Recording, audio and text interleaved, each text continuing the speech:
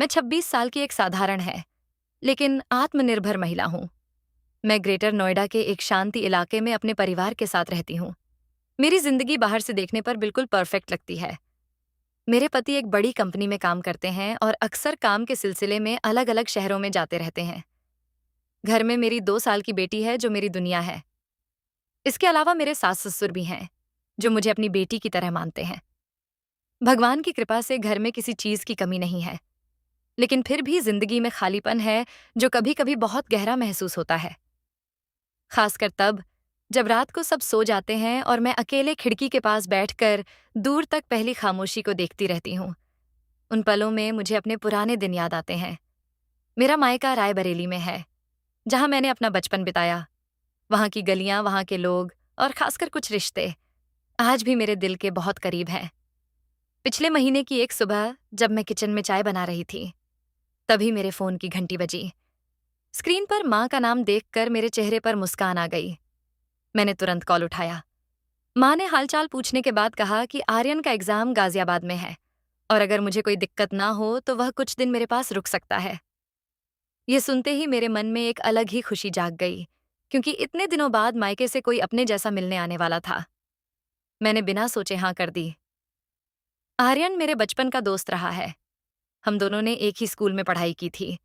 उसके पापा और मेरे पापा साथ काम करते थे, इसलिए हमारे परिवारों में भी काफी घनिष्ठता थी। हम दोनों ही अपने घरों में इकलौते थे, इसलिए बचपन का ज्यादातर समय हमने साथ ही बिताया। खेलना, पढ़ना, लड़ना, झगड़ना और फिर मान जाना, ये सब हमारे दोस्ती का हिस्सा था। समय के साथ सब बदल गया। 12वीं के बाद मैंने आगे की पढ़ाई के लिए बीए में दाखिला लिया और वह इंजीनियरिंग की पढ़ाई के लिए मुंबई चला गया। धीरे धीरे बातचीत कम होती गई और फिर मेरी शादी हो गई। शादी के बाद मैं अपनी नई जिंदगी में व्यस्त हो गई और उससे सिर्फ एक बार मुलाकात हो पाई थी। अब इतने सालों बाद वह पहली बार मेरे घर आने वाला था। ये सोचकर मन में एक हल्की सी उत्सुकता भी थी और थोड़ी सी घबराहट भी। अगले दिन सुबह मैं जल्दी उठ गई, घर को अच्छे से साफ किया और उसके आने की तैयारी करने लगी। मुझे खुद समझ नहीं आ रहा था कि मैं इतने उत्साहित क्यों हूं। शायद इसलिए क्योंकि इतने समय बाद कोई ऐसा मिलने आ रहा था जो मुझे मेरे पुराने दिनों की याद दिलाएगा। करीब 10 बजे डोरबेल बजे। मेरा दिल अचानक तेज धड़कने लगा। मैंने दरवाजा खोला तो सामने आर्यन खड़ा था। वह पहले से काफी लंबा हो गया था। उसके चेहरे पर आत्मविश्वास साफ झलक रहा था, लेकिन उसकी मुस्कान वही पुरानी थी जिसने मुझे एक पल में सालों पीछे पहुंचा दिया। वह मुझे देखते ही मुस्कुराया और बिना कुछ सोचे गले लगा लिया। उसे एक पल में जैसे सारी दूरी खत्म हो गई। मैंने हंसते हुए कहा, तुम तो बहुत बदल गए हो।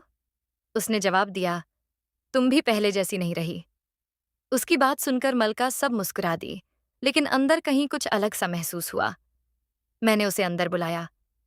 मेरी बेटी पहले तो उसे देखकर थोड़ी झिझकी, लेकिन कुछ ही देर में उसके साथ खेलने लगी। आर्यन बच्चों के साथ जल्दी घुल मिल जाता है। ये बात पहले भी थी और अब भी थी।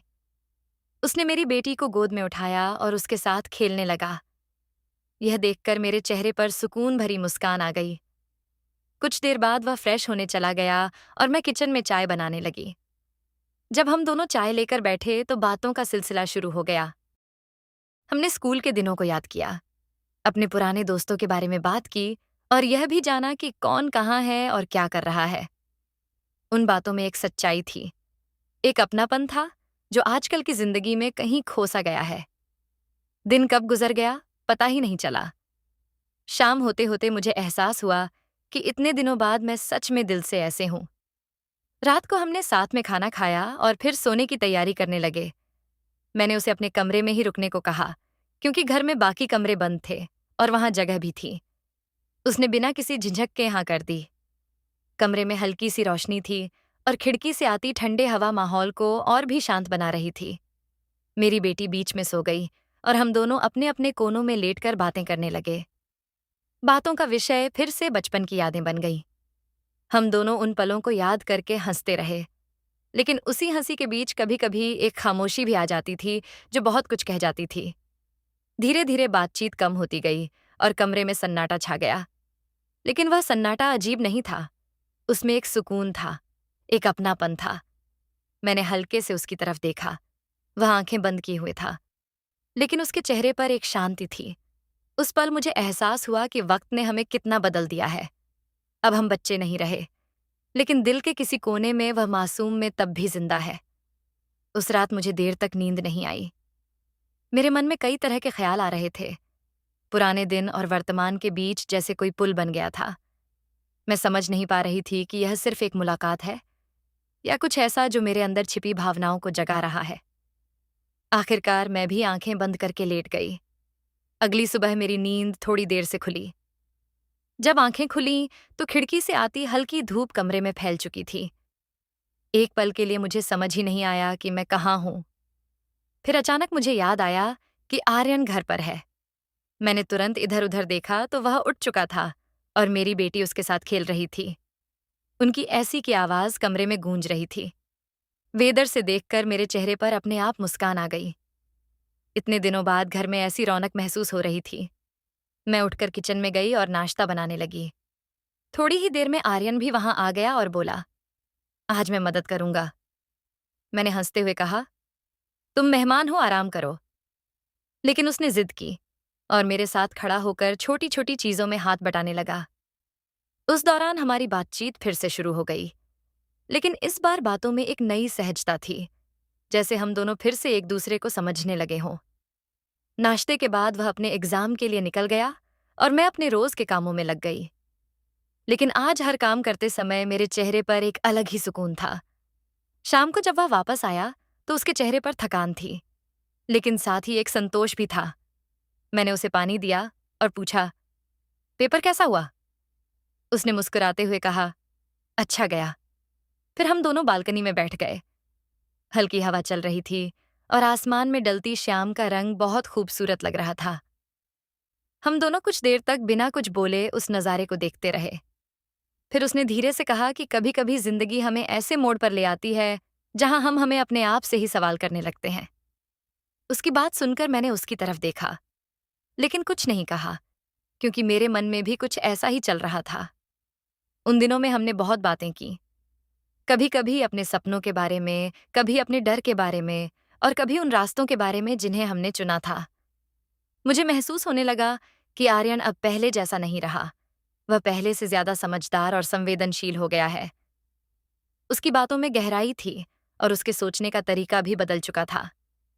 धीरे धीरे हमारे बीच एक भावनात्मक जुड़ाव बनने लगा, जो शब्दों से ज्यादा खामोशी भी महसूस होता था। कभी कभी जब हमारी नजरें मिलती तो हम दोनों ही कुछ पल के लिए चुप हो जाते और फिर हल्की सी मुस्कान के साथ बात को बदल देते। शायद हम दोनों उस एहसास को समझ तो रहे थे, लेकिन उसे नाम देने से बच रहे थे। एक दिन बारिश हो रही थी। मैं धीरे धीरे अपने कामों में लग गई, लेकिन हर काम के साथ एक नया एहसास जुड़ा हुआ था। मुझे लग रहा था कि इन कुछ दिनों में मुझे अंदर से बदल दिया है। मैंने खुद को पहले से ज्यादा समझना शुरू कर दिया था। मुझे एहसास हुआ कि जिंदगी में हर रिश्ता एक सीख देकर जाता है। कुछ रिश्ते हमारे साथ हमेशा रहते हैं और कुछ सिर्फ हमें सही दिशा दिखाने के लिए आते हैं। आर्यन के साथ बिताया हुआ समय मेरे लिए वैसा ही था। उसने मुझे यह सिखाया कि भावनाएं गलत नहीं होती, लेकिन उन्हें समझदारी से संभालना जरूरी होता है। शाम को जब मैं बालकनी में खड़ी थी तो वह हवा फिर से चल रही थी, लेकिन इस बार मेरे अंदर कोई उलझन नहीं थी, बल्कि एक सुकून था। मैंने आसमान की तरफ देखा और हल्की सी मुस्कान के साथ सोचा कि जिंदगी सच में बहुत खूबसूरत है। वैसे मैं इसे सही नज़र से देखने की ज़रूरत होती है। कुछ दिन के बाद मेरी दिनचर्या फिर से शुरू हो गई, लेकिन अब मैं पहले जैसी नहीं थी। मैं अपने हर रिश्ते को और ज़्यादा समझने लगी थी। अपने पति के साथ भी मैंने अपनी भावनाओं को और खुलकर साझा करना शुरू किया और यह महसूस किया कि सच्ची खुशी वहीं होती है जहां विश्वास और समझ दोनों साथ हो। आर्यन अब दूर था, लेकिन उसके साथ बिताए हुए पल मेरे दिल में एक खूबसूरती याद बनकर रह गए, जो मुझे हमेशा यह याद दिलाते रहेंगे कि जिंदगी में हर मुलाकात का एक खास मतलब होता है और कभी कभी कुछ लोग हमारी जिंदगी में सिर्फ हमें खुद से मिलाने के लिए आते हैं। दोस्तों, ये कहानी आपको कैसी लगी हमें कमेंट करके ज़रूर बताएं, और आप चैनल पर नए हैं तो चैनल को सब्सक्राइब करना ना भूलें। धन्यवाद। मौसम ठंडा था और घर के बाहर बूंदों की आवाज़ एक अलग ही सुकून दे रही थी। हम दोनों खिड़की के पास खड़े होकर और बाहर गिरती बारिश को देख रहे थे। अचानक उसने कहा कि अगर जिंदगी में कुछ फैसले अलग होते तो शायद आज सब कुछ अलग होता। उसकी उस बात ने मुझे कुछ पल के लिए सोचने पर मजबूर कर दिया। मैंने धीरे से कहा कि हर इंसान अपनी परिस्थितियों के अनुसार फैसले लेता है और वही फैसले उसकी जिंदगी को दिशा देते हैं। उसने मेरी तरफ देखा और हल्की सी मुस्कान दी। उस पल में हमने बिना कुछ कहे बहुत कुछ समझ लिया था। रात को जब हम कमरे में वापस आए तो माहौल पहले से ज्यादा शांत था। मेरी बेटी सो चुकी थी और कमरे में सिर्फ पल की रोशनी थी। हम दोनों फिर से बातों में खो गए। इस बार बातों में बचपन की यादों के साथ साथ वर्तमान की भावनाएं भी शामिल थीं। हमने इस बात को स्वीकार किया कि हमारे बीच जो रिश्ता वह सिर्फ दोस्ती तक सीमित नहीं रहा, बल्कि उसमें गहराई आ चुकी है। लेकिन साथ ही हमने यह भी समझा कि कुछ सीमाएं होती हैं जिन्हें पार करना सही नहीं होता। उस रात हमने एक दूसरे के प्रति अपने सम्मान और विश्वास को और मजबूत किया और यह तय किया कि चाहे जो भी हो, हमें अपने रिश्ते की गरिमा को बनाए रखेंगे। उस बातचीत के बाद मेरे मन में एक अजीब सा सुकून था, जैसे किसी उलझन का हल मिल गया हो। मुझे एहसास हुआ कि जिंदगी में भावनाएं आना स्वाभाविक है, लेकिन उन्हें सही दिशा देना हमारे हाथ में होता है। उस रात में पहले से ज्यादा शांत मन के साथ सोए और मुझे लगा कि मैं खुद को पहले से बेहतर समझने लगी हूँ। सुबह की हल्की रोशनी के साथ वह दिन भी आ गया जब आर्यन को वापस जाना था। रात की बातचीत के बाद मेरे मन में एक अजीब सा सुकून था, जैसे किसी अनक बहुत सी मुक्ति मिल गई हो, लेकिन साथ एक हल्की सी उदासी भी थी, क्योंकि पिछले कुछ दिनों में जो अपनापन घर में लौटा था वह फिर से दूर होने वाला था। मैं जल्दी उठ गई और किचन में जाकर उसके लिए नाश्ता तैयार करने लगी। हर छोटी चीज करते हुए मेरे मन में बीते 4 दिनों की यादें घूम रही थीं। कैसे एक अचानक आई मुलाकात ने मेरी सोच और मेरे एहसासों को बदल दिया था। थोड़ी देर बाद आर्यन भी उठकर आ गया। उसकी आंखों में हल्की सी नींद और चेहरे पर वही सादगी भरी मुस्कान थी। उसने कहा कि आज जल्दी निकलना होगा, ट्रेन का समय है। मैंने सिर हिलाकर हाँ कहा, लेकिन कुछ पल के लिए हम दोनों चुप हो गए, जैसे शब्द कम पड़ गए हों। मेरी बेटी भी जाग गई और उसे देखकर फिर से उसे लिपट गई। वह उसे गोद में उठाकर खेलने लगा, लेकिन इस बार उसकी मुस्कान में एक हल्की सी कसक थी। नाश्ता करते समय हमने सामान्य बातें की, लेकिन हम दोनों जानते थे कि यह समय खास है और शायद इसी वजह से हम उसे हल्का बनाने की कोशिश कर रहे थे। जाने से पहले उसने घर के हर कोने को एक नज़र देखा, जैसे इन पलों को अपने साथ ले जाना चाहता हो। जब वह दरवाजे के पास पहुंचा तो कुछ पल के लिए रुक गया। मैंने उसकी तरफ देखा और वह मेरी तरफ देखता रहा। उस नज़र में ना कोई सवाल था, ना कोई जवाब, वैसे एक समझ थी। मैंने हल्के से कहा, अपना ख्याल रखना। उसने मुस्कुराते हुए कहा, तुम भी, और फिर वह मुड़कर चल पड़ा। मेरी बेटी उसे जाते हुए देखती रही और मैं दरवाजे पर खड़ी रही, जब तक वह नज़रों से उझल नहीं हो गया। दरवाज़ा बंद करने के बाद घर में फिर से वही शांति लौट आई, लेकिन इस बार वह पहले जैसी खाली नहीं थी, क्योंकि अभी शांति के साथ यादों की गर्माहट भी थी।